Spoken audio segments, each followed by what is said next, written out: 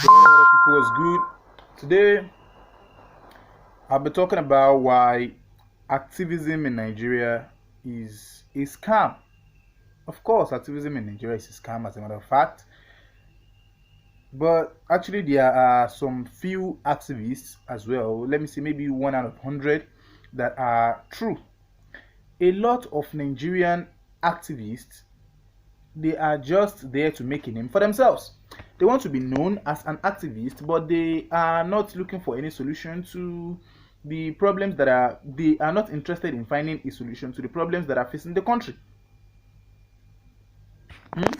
Yes, I've seen a lot of activists such that the things and the cases that are, that are really really prime or important about the situation of the country, instead of them to pay attention to that, they will be paying attention to unnecessary things, or let me say the necessary things that are beyond their control.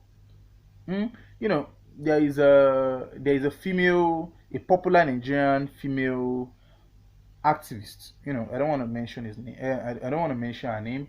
You know, she is usually interested in criticizing presidents. They're doing this. They're funding terrorism. They are not doing this. There's insecurity in the land. They are not paying attention to it. Okay, no problem. So, but there are times that when people are calling her attention to the things that she can actually use her influence. Her influence, her popularity on social media, on all media houses that has to do with news and politics. Every one of them respects her so much. But whenever they call her attention to such issues, she's gonna ignore most of the things. I'm talking of practical things, things that can be solved, things that she can just only talk about, right? And governments will be afraid of letting such things go viral without it getting done. Hmm? They will just ignore it. Why? Because they want the problems to be there so that they can have something to talk about and they have something to thrive their fame. No, that's crazy, man. That's crazy. You can't be looking for fame or cheap clout with the burning and terrible situation of your country. Especially a country like Nigeria, for example. No, this country is on fire to be for someone to be, to be playing tinko tinko with it. I don't want to mention names, but I'm telling you, a lot of your activists, your favorite activists, they are all like that. They are all like that. There are some things that I'm not going to lie to you. For example, let's. I'm not saying Showore is such, right? Because Showore is a politician. Hmm? We can't really call Showore an activist. Showore is a politician. He also doubles as an activist as well, right? But for the fact that he came out to contest for an election, has earned him a little bit of my respect. But he still fall in this category I'm talking about. Wailing on the things that is beyond your control presently. When there are things that you can put in place, and before the time comes, or when you know that if you do these things now and in 10 years time, these things will manifest, these things will start bearing fruits, the fruits that will lead Nigeria into something better, or the things it will start bearing the fruits that will change the condition of the country drastically. Instead of you to be doing even those things are usually simple things. But instead of you to be doing those things, then you go on and protest upon protest. The protest on the things that you can't control. The protest that you are going to go on and come on. When should we? I'm not going to lie to you. Before the revolution now protest, I'm not going to. Before the revolution now protest, nobody, I can tell you, nobody that I know who is not, internet users in Nigeria, internet in Nigeria is still like it's still a teenager. I can't say it's a baby, of course it has exploded, but it's still a teenager. Internet in Nigeria is still a teenager. Internet still has a long way to go in Nigeria. I have a lot of people, let me say majority of the people who actually have voters card and can vote, they don't use internet Much of them don't use internet, and I'm not going to lie to you. 90% of the influence and the fame and the popularity of Showore, 90% of it comes from social media. Most of them, before the revolution now protest, a lot of the people that I know don't know him. They don't know who Showore is. They don't know who Showore is, right? But after the protest, well, the popularity went up. I don't know the reason for the revolution now protest. Maybe it is to increase the popularity so that when he contests in 2023, his what's the name? His vote is going to increase. Of course, his vote is going to increase. Surely, that's one is sure. And apart from that, I haven't seen any other thing. Right? That's number one. And even if his votes increase as well, that is true. His votes might increase, but the point is this: the structure is still there. Showore's votes is the one that increased. Not that he has a structure that is carrying along with him. Look at Buhari, for example, right? Buhari had a CPC structure before. They have a contestant in every state and city of Nigeria. They have governorship contestants. Now Shiwore used to have what's the name, AAC or whatever before. He's no more having AAC anymore now. And Buhari has been carrying on with this CPC thing for a long time. You are building a structure, you are building a structure, you are crashing it. You build this structure, you crash it. When do you think the structure is going to mature? That's number one. Those are the mistakes that Shiwore is making, and I think no. So let's say you build a structure, you crash it, which means there is probability that if he continue like this with his consistency and persistence, he might become the president. But is he going to have the structure to rule? No. He is going to be the president. Well, the Senate president, the chief of staff, he can choose his chief of staff, right? But is what's the name? The army, his army commanders, his Senate president, his House of Rep speakers, the people that are supposed to work along with him, they are going to belong and be the loyalists of the corrupt people he claimed to be fighting. So what's the difference? What's the difference? That means he wouldn't be able to do anything. Right now, I can tell you confidently that Buhari is having like 70% of the power. Why? Because Buhari has structured his government in such a way that the Senate and the House of Rep, they have less say. I'm not going to lie to you. At this point in time, they are just the rubber bumbleclats. They are rubber stamp thing. Why? Because he had a structure before. And whatever you see in this country now, as of today, is whatever Buhari wants to happen. Buhari wants it to happen. If he doesn't want it to happen, you have the structure in place to get anything he wants to do done, unless he's not ready to do it. So who wants to be the president? Well, that's possible.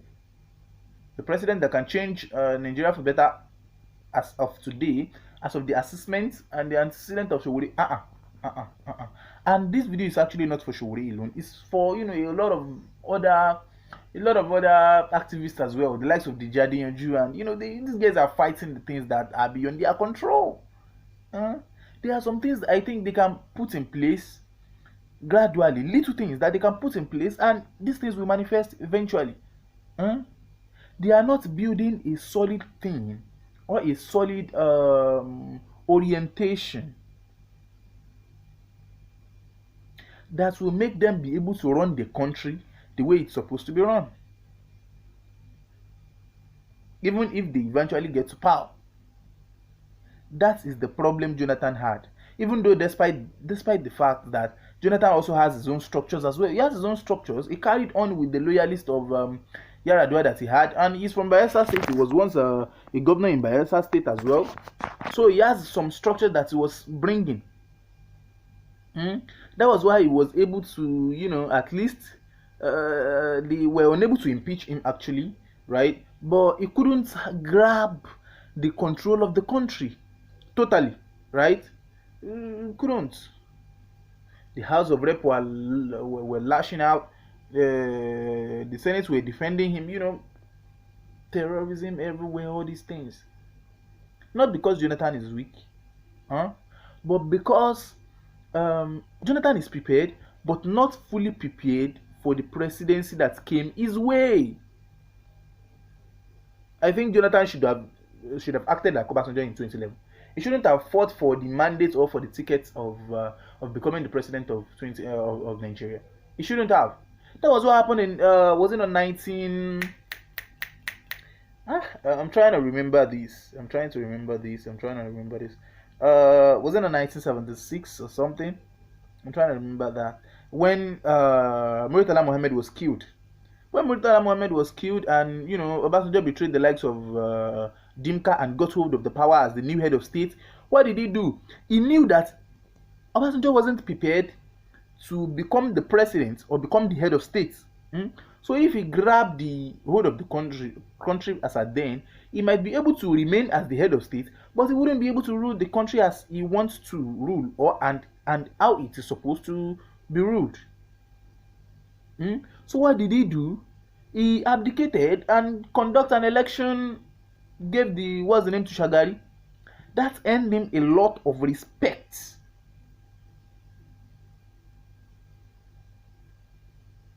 It earned him a lot of respect. It earned him a lot of respect that made the North, the people of the people in northern Nigeria to trust him and give him all their support in 1999. Even though a lot of Yorubas don't even were not really in support of him. But still, the North supported him so much. Why? Because he earned their respect. Because he didn't take things when he is not really prepared to. Look at how Obasanjo run Nigeria. Forget about, even though there's corruption during his time as well, he did the things he can do, right?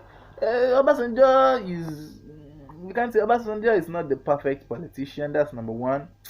Some people might see him as a good president, some people might not see him as a good president. But if we are not going to lie to each other, Obasanjo is like the best president ever to have ever ruled Nigeria. Forget it. Successfully. Obasanjo is the best. No terrorism, no whatever. No, even though there is Togri, then there is still Togri till today. So what's the difference? I'm not saying Togri is good, but there was Togri then, there is Togri now. But you see all this activist nonsense, whatever, they are only trying to gain popularity just to achieve something that they want. And when they gain that popularity, eventually they don't get to be able to use the office well as they are supposed to use the office. That's the second thing that I'm going to talk about. Now let's look at what's the name? Let's look at Oshomole. Oshomole was once an activist, right? The union chairman of the Nigerian Union, whatever. When he became the governor, he used the office very well in the first term. Second term was bullshit. I'm not going to lie to you. So second term, yes, he tried a little bit in second term too. Unlike the likes of Ajimobi, who were just messing things up, You tried a little bit in second term too, right? A little bit in second term too. A little bit, but not like first term. But now, eventually, since Obaseki took hold of the power, he and Tinubu and the likes of the rest of APC has been messing things up, right? The person that was saying injustice to one is injustice to all. This is this, that, justice to everyone. The law must prevail. The this must that.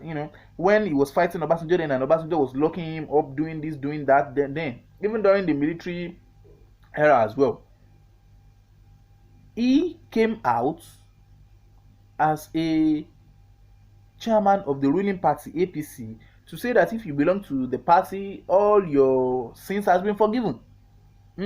If you have ever oppressed someone before, if you have ever killed someone before, any political killing you have committed, any whatever you might have caused, you are forgiven.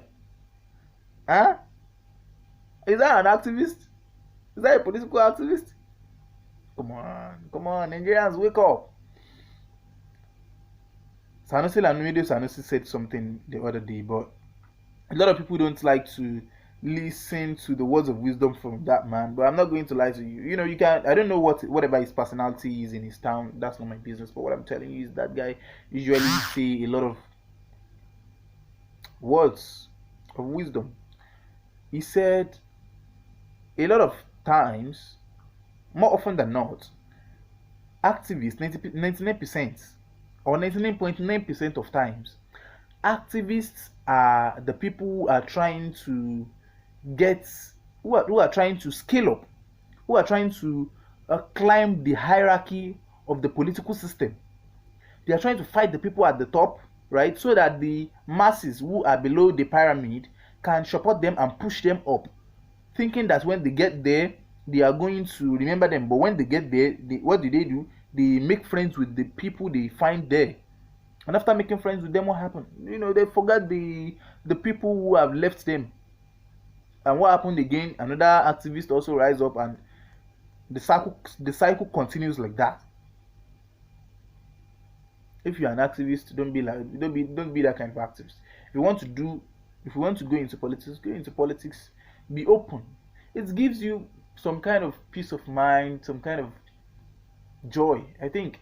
I don't know, but being straightforward has always been my own theory. Do all this doing corner is nonsense. It's nonsense. But just in case, the reason why I'm making this video is such that you will know the kind of activists you follow, most especially when, as far as Africa is concerned, know who you follow as an activist and know who you don't follow. That's why I think that's one of the things why I respect someone like Dino Melaimo. A lot of people might be saying, forget. He has cars. Of course, it's not a crime to have cars if he has the money. As far as he didn't steal it, look, whether he steal the money or not, that's not our own business, right? But that is for the EFCC to do. But the point is that this guy is an active politician, has been in the Senate for years, gazillion years, been in the Senate for 8 years, I think. No, for 4 years. Before he was rigged out, right? If he wasn't rigged out, he would have been in the Senate for 8 years. Been in the House of Rep at least for 4 years, as well, I think. Isn't House of Rep for 4 years? House of Assembly maybe 4 years or so. I don't really know much about his political journey, but those are the few. I just know that he has been a federal lawmaker for 4 years. I know of his first 4 years in the. I know of his last 4 years in the House of Rep and last 4 years in the Senate. Right? This guy has been carrying on with good political activism. I don't know whatever is happening beneath the surface. He has moved a lot of bills that is what a activist should do. Who a activist should be, not just a bomb clap someone doing nonsense. Can you imagine being on the same side with the ruling party or with the ruling caucus during the Jonathan time? He had no problem. They were unable to convict him for anything. They were unable to rope him for anything or try him. Or what I'm trying to say is that he has never been guilty of any corruption offense with Jonathan while they were on the same side. And when the going gets tough and when the tough gets going, when they fell apart. The same thing with the Buhari time, while he was on Buhari's side, things were going well. When he wasn't on Buhari's side alone, all the charges that they took against him, everything didn't work. I'm not going to lie to you. I don't know whatever else might have been that might have been beneath the surface. I don't really care about that. Why don't I care about that? Because a lot of people used to say, he's rich, he bought cars, he did it. Shut up. If you have the money, buy it.